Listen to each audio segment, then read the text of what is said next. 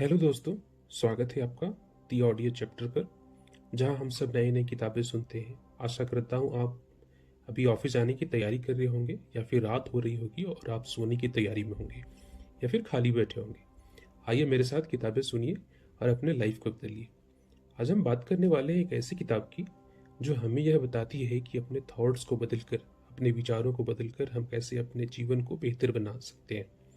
Book के अनुसार हमारे थॉट्स पर जितना नियंत्रण होगा, उतना हमारा माइंड पॉजिटिव होगा। यह बुक उन सभी के लिए है जो अपने जीवन में बदलाव लाना चाहते हैं। इससे करियर, रिश्ते और हर चीज में सुधार हो सकता है।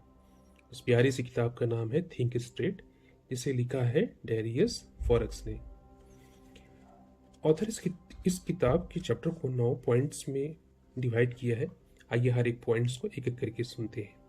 पॉइंट 1 है थॉट्स की पावर। हमारे थॉट्स हमारे जीवन को कंट्रोल करने में अनबिलीवर्स होते हैं। वे ना केवल हमारे अप्रोच और इमोशंस को प्रभावित करते हैं, बल्कि हमारे द्वारा लिए जाने वाली डिसीजंस और हमारे द्वारा एक्सपीरियंस की जाने वाली रियलिटी को भी बनाते हैं। हमारे थॉट्स दो तरीकों से हमारी रियलिटी को बनाते हैं। पहला थ्रू न्यूरोप्लास्टिसिटी, दूसरा टास्क को इफेक्ट करके। थ्रू न्यूरोप्लास्टिसिटी हमारा ब्रेन लगातार बदल रहा है और नई इन्फॉर्मेशन और एक्सपीरियंस के बेस पर खुद को नया बना रहा है। जब हम बार बार कुछ सोचते हैं तो हमारा ब्रेन उन थॉट्स के अकॉर्डिंग खुद को बनाता है। उदाहरण के तौर पर, अगर हम लगातार अपने आप को बोलते रहें कि हम किसी चीज़ में फेल हो जाएंगे, तो हमारा ब्रेन रियल में सक्सेस के लिए ज़रूरी न्यूरल कनेक्शन बनाना बंद कर देता है और हम धीरे धीरे हम फेल हो जाते हैं। दूसरा, हमारे टास्क को इफेक्ट कैसे करता है। हमारे थॉट्स हमारे टास्क को इंस्पायर करते हैं। यदि हम मानते हैं कि हम किसी चीज़ को पूरा कर सकते हैं, तो हम पूरा करने की कोशिश करने की ज़्यादा पॉसिबिलिटी रखते हैं। दूसरी ओर, यदि हम मानते हैं कि हम फेल हो जाएंगे, तो हम कोशिश करने की भी हिम्मत नहीं उठा पाते। एग्जाम्पल के तौर पर, किताब एक ऐसा एग्जाम्पल देती है कि एक ऐसा व्यक्ति जो कैंसर से पीड़ित है, उसकी दवाइयाँ चल रही है, और उसके माइंड में अगर पॉजिटिव थॉट्स आते हैं कि मैं इस बीमारी से लड़कर जल्दी ठीक हो जाऊंगा, तो दवा के साथ साथ में उसके थॉट्स भी दवा की तरह काम करते हैं और धीरे धीरे वो इंसान कैंसर से लड़कर पूरी तरह से ठीक हो जाता है। तो ये पॉजिटिव अफर्मेशंस की ताकत है। पॉइंट नंबर 2, अपने लिमिटेड करने वाली बिलीव्स को पहचानना। अक्सर हमारे अपने थॉट्स ही हमारी सक्सेस और खुशी में बाधा डालते हैं। इन बाधाओं को अक्सर लिमिटिंग बिलीव्स कहा जाता है। यह वे गहरी जड़ें जमाए थॉट्स हैं जो हमें विश्वास दिलाते हैं कि हम क्या करने में कैपेबल हैं और क्या नहीं। चलिए मैं आपसे कुछ सवाल पूछता हूँ। क्या आप अक्सर मैं नहीं कर सकता या यह मेरे लिए बहुत डिफ़िकल्ट है जैसे सेंटेंसेस का यूज़ करते हैं? क्या आप अक्सर फेलियर से डरते हैं और रिस्क लेने से बचते हैं? क्या आप खुद की क्रिटिसिज्म करते हैं? क्या आप दूसरों से कंपेयर करते रहते हैं? अगर आप इनमें से किसी भी क्वेश्चन का आंसर अगर आप हाँ में देते हैं, तो ये पॉसिबल है कि आपको अपनी लिमिटेड करने वाली बिलीव्स को पहचानने और बदलने की ज़रूरत है। किताब कुछ स्ट्रेटजीज देती है, जिनमें शामिल है अपने थॉट्स को चैलेंज देना, नेगेटिव थॉट्स पर सवाल उठाना, और देखिए कि क्या उनके पीछे कोई ठोस सबूत है। अपने आप से हमेशा काइंड बने रहना चाहिए। खुद की क्रिटिसिज्म करने के बजाय अपने आप से उसी तरह बात करें जैसे कि आप किसी मित्र से बात कर रहे हैं। अपने आप को पॉजिटिव अफर्मेशन हमेशा देते रहना चाहिए कि जैसे कि मैं सक्षम हूँ, मैं आगे बढ़ सकता हूँ। अपने आप को हमेशा याद दिलाएं कि हम कैपेबल हैं। छोटे टारगेट सेट करना और उन्हें पूरा करना, इससे आपका सेल्फ कॉन्फिडेंस बढ़ेगा और मोर एम्बिशियस गोल्स को पाने के लिए इंस्पायर होंगे। Point number 3, science of neuroplasticity. यह हमारे थॉट्स एंड टास्क के बेस पर हमारे ब्रेन को बदलने और कस्टमाइज करने की क्षमता है। हमारा ब्रेन एक मशीन नहीं है जो फिक्स्ड है, यह हर दिन बदलता रहता है। किताब बताती है कि हमारा ब्रेन एक फिक्स्ड पार्ट नहीं है, बल्कि यह जीवन भर नए एक्सपीरियंस को रिस्पॉन्स करके खुद को लगातार नया बनाता रहता है। दूसरे शब्दों में, हम अपने ब्रेन को नई चीज़ें सिखाने के लिए ट्रेन कर सकते हैं, पुरानी आदतों को तोड़ सकते हैं, और यहाँ तक कि अपनी सोचने की स्टाइल को भी बदल सकते हैं। न जैसे नए स्किल सीखना और नए लैंग्वेज सीखना, नए म्यूजिकल इंस्ट्रूमेंट हो, या कोई नया शौक हमें डेवलप करते रहना चाहिए। इसमें कोई उम्र की बाधा नहीं होती है, ये किताब कहती है। अपनी सोच को बदले और हर दिन पॉजिटिव अफर्मेशन हमें देती रहना चाहिए। जैसे मैंने बताया, मैं सक्षम हूँ, मैं आगे बढ़ सकता हूँ। हमारे थॉट्स हमारे ब्रेन को अफेक्ट करते हैं। नेगेटिव थॉट्स को पॉजिटिव थॉट्स में बदलकर हम टेंशन को कम कर सकते हैं, चिंता को दूर कर सकते हैं और मोर पॉजिटिव पर्सपेक्टिव डेवलप कर सकते हैं। नई हैबिट्स बनाना, पुरानी आदतों को छोड़ना और नई आदतें बनाना चैलेंजिंग भले हो सकता है, लेकिन ये डेफिनेटली पॉसिबल है। जब आप कुछ नया करने की प्रैक्टिस करते हैं तो आप अपने ब्रेन को नए न्यूरल पाथवेज बनाने के लिए इंस्पायर करते हैं। अपने दिमाग को चैलेंज दें। रेगुलरली अपने दिमाग को चैलेंज देना इसे तेज रखने और न्यूरोप्लास्टिसिटी को बढ़ाने का एक शानदार तरीका होता है। जैसे पहेलियाँ करना, नई जगहों पर जाना और नई चीज़ें पढ़ना, सब हमारे दिमाग को एक्साइटेड करने के अच्छे तरीके हैं। Point number 4, self awareness. Self improvement का पहला कदम यह है कि हम अपने थॉट्स और इमोशंस के लिए ज़्यादा अवेयर हो जाएं। इसका मतलब है कि हम अपने आप से लगातार ये पूछें कि हम क्या सोच रहे हैं अभी और कैसा महसूस कर रहे हैं, बिना उन थॉट्स या इमोशंस को अच्छा या बुरा माने। या न्यूट्रल ऑब्जर्वेशन की प्रैक्टिस है। वो कुछ टेक्निक्स का सजेशन देता है जो सेल्फ अवेयरनेस बढ़ाने में मदद कर सकती है, जैसे कि माइंडफुल मेडिटेशन, जर्नलिंग और इमोशंस को पहचानने और लेबल करने की प्रैक्टिस। जितना ज़्यादा हम अपने थॉट्स एंड फीलिंग्स से अवेयर होंगे, उतना हम उन्हें समझ पाएंगे और उन पर कंट्रोल रख पाएंगे। वो इस बात पर भी जोर डालती है कि हम अक्सर अपने बारे में और दुनिया के बारे में नेगेटिव थॉट्स बनाए रखते हैं।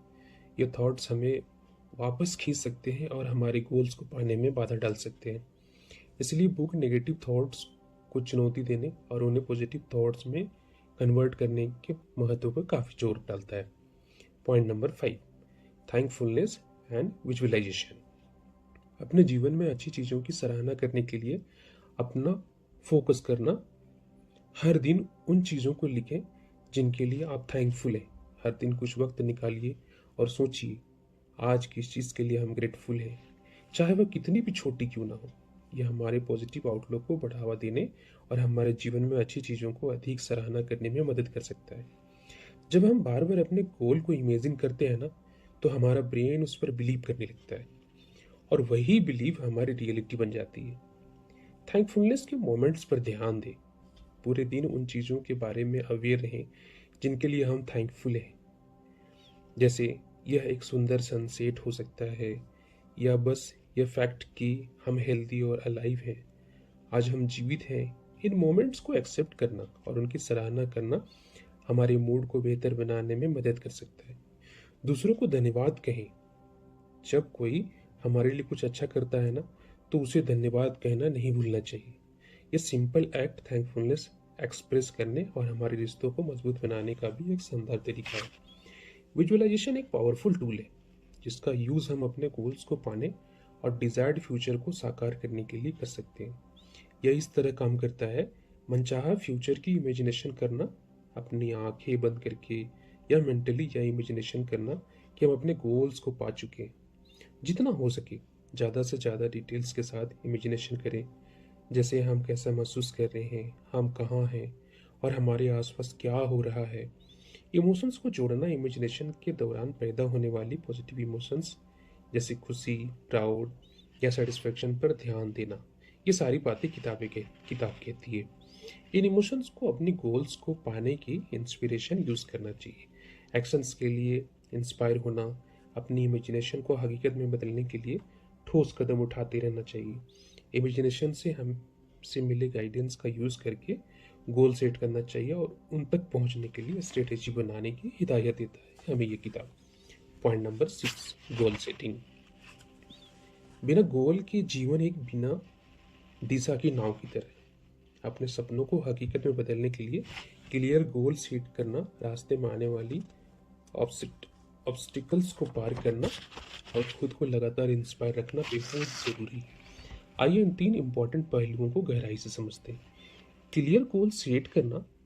गोल हमेशा स्मार्ट होना चाहिए, जबकि गोल क्लियर और ठोस होते हैं। एग्जाम्पल के लिए, जैसे मैं फिट होना चाहता हूँ, ये एक इच्छा है, जबकि मैं अगले 2 महीने में 2 किलो वजन कम करूँगा, यह एक क्लियर गोल है। इसलिए किताब कहता है कि क्लियर गोल सेट करना चाहिए। अपने गोल्स को हमेशा कागज़ पर लिखते रहना चाहिए और उन्हें ऐसी जगह पे रखें जहां हमारी नज़र बार बार जाती है, जिस जगह को हम बार बार यूज़ करते हैं। जैसे हमारा ऑफिस का टेबल हो, ऑफिस के टेबल का ड्रॉवर जब हम खोलें तो वहाँ पर एक कागज़ के पन्ने पे लिखा होना चाहिए, या फिर कंप्यूटर के स्क्रीन पर जो है उस गोल को हमें वॉलपेपर के तौर पे लगाए रखना चाहिए। ये छोटे छोटे कुछ एग्जाम्पल्स हैं जो कि गोल सेट करने में हमारी मदद करता है। ओवरकमिंग ऑब्स्टिकल्स, बाधाओं की पहचान, रास्ते में आने वाली चैलेंज और बाधाओं को पहले से पहचान लेना चाहिए। इससे हम उनके लिए पहले से ही तैयार रह सकते हैं। हमें वर्क प्लान बनाना चाहिए। हर बाधा से निपटने के लिए एक ठोस वर्क प्लान बहुत ज़रूरी है। इसमें अल्टरनेटिव रूट्स और सॉल्यूशंस को भी शामिल करते रहना चाहिए, और हमें फ्लेक्सिबल रहना चाहिए और सिचुएशन के अकॉर्डिंग अपने गोल्स और प्लान्स को वेल एडजस्ट करते रहना चाहिए। ये सारी बातें द थिंक स्ट्रेट बुक कहती है। स्टेइंग मोटिवेटेड, छोटी छोटी जीत का जश्न हमें हमेशा मनाते रहना चाहिए। अपने गोल्स के रास्ते में मिलने वाली छोटी छोटी सक्सेस का जश्न मनाएं। ये आपको आगे बढ़ने की इंस्पिरेशन देगा। पॉजिटिव सोच बनाए रखें, नेगेटिव थॉट से बचें और पॉजिटिव थिंकिंग अपनाएं। खुद पर और अपने कैपेबिलिटीज पर विश्वास करते रहना चाहिए और हमेशा मोटिवेशनल लोगों से जुड़े रहना चाहिए। ऐसे लोगों के साथ समय बिताएं जो आपको इंस्पायर करते रहते हैं और पॉजिटिव एनर्जी देते हैं। Point number 7, relationship and communication building. आपकी सोच सिर्फ आपको नहीं, आपके रिश्ते को भी प्रभावित करती है। बुक थिंक स्ट्रेट मजबूत और मीनिंगफुल रिलेशनशिप बनाने की इम्पोर्टेंस पर भी काफ़ी जोर देता है। यह सिखाता है कि कैसे हम इफेक्टिव कम्युनिकेशन, पॉजिटिव आउटलुक और म्यूचुअल रिस्पेक्ट से अपने रिलेशंस को मजबूत बना सकते हैं। इफेक्टिव कम्युनिकेशन क्लियर और ईमानदार रहें, अपनी फीलिंग्स क्लियर एक्सप्रेस करें, लेकिन साथ ही दूसरों की फीलिंग्स को भी हमें महत्व देना चाहिए। ये इस बुक में सिखाया जाता है। जब कोई आपसे बात कर रहा हो तो सिर्फ सुनने का नाटक नहीं करना चाहिए, बल्कि उनकी बातों को ध्यान से हमें सुनने और समझने की कोशिश करनी चाहिए। बिना किसी क्रिटिसिज्म के सिंपैथी दिखाना चाहिए। दूसरों की राय और इमोशंस को भी समझने की कोशिश करनी चाहिए, भले ही आप उनसे सहमत हो या ना हो। लेकिन एक पॉजिटिव बॉडी लैंग्वेज का यूज़ करना चाहिए। आंख से कांटेक्ट बनाएं, खुली दिमाग से बातें करें और पॉजिटिव बॉडी लैंग्वेज का यूज़ हमें करना चाहिए। हमें हमेशा शांत रह करके अपने प्रॉब्लम का सॉल्यूशन ढूंढना चाहिए। शांत रहें और प्रॉब्लम को समझने की कोशिश करें। गुस्से में आने के बजाय शांत रहें और प्रॉब्लम की जड़ तक पहुंचने की कोशिश करें। अपने और दूसरे के नज़रिए से देखें। सिचुएशन को अपने और दूसरे इंसान के नज़रिए से देखने की कोशिश करना चाहिए। सोल्यूशन खोजें। किसी भी प्रॉब्लम के लिए हम सोल्यूशन खोजना बहुत ज़रूरी है। सॉल्यूशन ढूंढने के लिए एक दूसरे के साथ मिलकर काम करें। समझौता करने और ज़रूरत पड़ने पर माफ़ी मांगने के लिए भी तैयार रहें। माफ़ी मांगना और क्षमा करने की ताकत को भी समझें। गलती एक्सेप्ट करने और माफ़ी मांगना रिलेशनशिप को मजबूत बनाने में इम्पोर्टेंट रोल निभाता है। साथ ही क्षमा करने की पावर भी रिश्तों को निखारने में मदद करती है। ये सारी बातें थिंक स्ट्रेट बुक के द्वारा दी गई है। हेल्दी रिलेशनशिप्स को बढ़ावा देना, काइंड और हेल्पर बने रहना, दूसरों की मदद करना और काइंड रहना, अपने पार्टनर या दोस्तों की तारीफ करते रहना चाहिए, उनकी सराहना करते रहना चाहिए और उन्हें बताते रहना चाहिए कि आप उनकी कितनी कद्र करते हैं।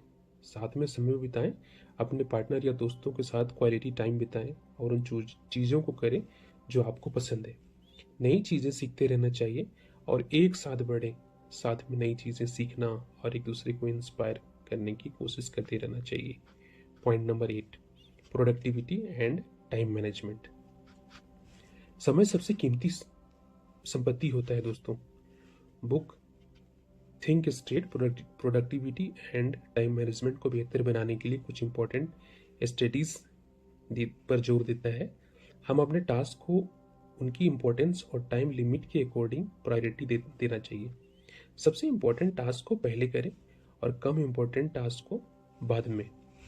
ऑथर इसे ABCD में सजेशन देती है करने के लिए, जहाँ A का मतलब होता है इम्पोर्टेंट और ज़रूरी टास्क जो कि टाला नहीं जा सकता।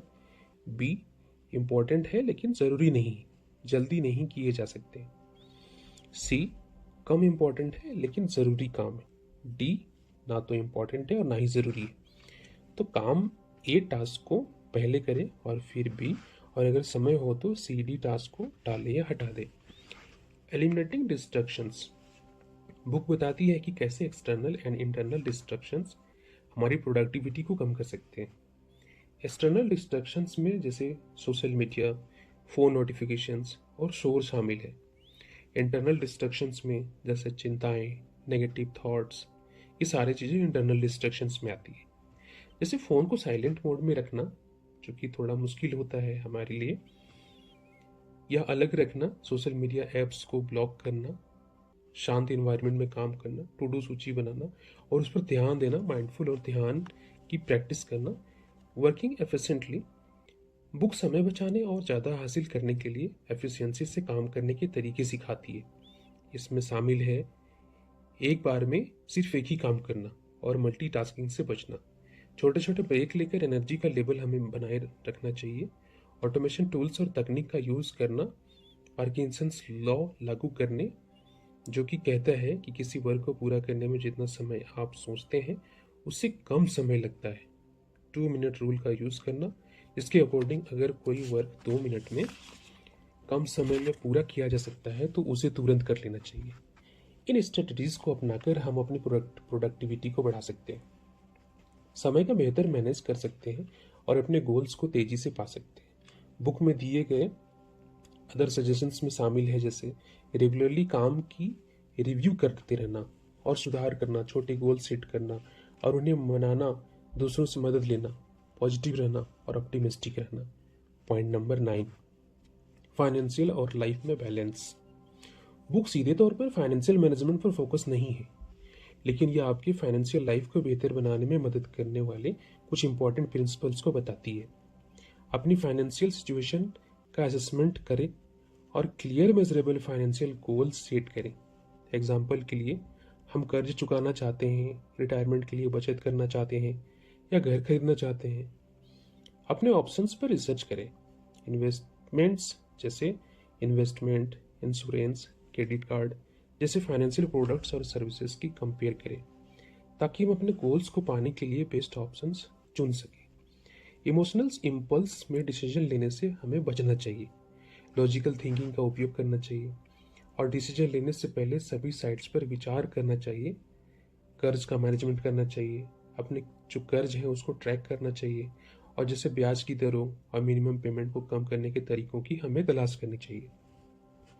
कर्ज चुकाने के लिए एक ठोस प्लान बनाएं। इसके अलावा पेमेंट्स करना, गैर जरूरी खर्चों में कटौती करना और एडिशनल इनकम सोर्स ढूंढना शामिल हो सकता है। हेल्प लें, किसी की हेल्प भी ली जा सकती है। यदि आप किसी कंफ्यूजन में हैं, किसी में कॉन्फ्लिक्ट हो रहे हैं, तो फाइनेंशियल एडवाइजर या डेट काउंसलर से सहायता ले सकते हैं। सेविंग की आदत हमें डालती रहनी चाहिए। रेगुलरली बचत करने की आदत डालें, भले ही अमाउंट कम ही क्यों ना हो। समय के साथ साथ हमारी सेविंग अमाउंट बढ़ती जाएगी। इन्वेस्टमेंट करें, अपने गोल्स को तेजी से पाने के लिए अपनी बचत को विजडम से इन्वेस्टमेंट करते रहना चाहिए। वेरियस इन्वेस्टमेंट ऑप्शंस जैसे कि म्यूचुअल फंड, स्टॉक्स, इन सब चीज़ों पे हमें रिसर्च करते रहना चाहिए और अपने रिस्क टॉलरेंस के बेस पर इन्वेस्टमेंट करते रहना चाहिए। अपने खर्चों को ट्रैक करते रहना चाहिए। ये आज के डेट में बहुत ज़रूरी चीज़ है, ये समझने के लिए कि हमारा पैसा कहाँ जा रहा है। अपने खर्चों को ट्रैक करें, इससे हमारे ज़रूरी खर्चों की पहचान करने और बचत करने के लिए और जगह खोजने में मदद मिल सकती है। सेल्फ अवेयरनेस, अपनी फाइनेंशियल आदतों और बिहेवियर्स के बारे में जागरूक रहें। जिम्मेदारी लें, अपने फाइनेंशियल डिसीजंस के लिए जिम्मेदारी लेकर गलतियों से सीखें। लॉन्ग टर्म की अप्रोच रखें, क्विक प्रॉफिट के बजाय लॉन्ग टर्म फाइनेंशियल स्टेबिलिटी पर ध्यान देते रहना चाहिए। आपके ओवरऑल हेल्थ में हमारा physical, mental and emotional wellbeing भी शामिल है।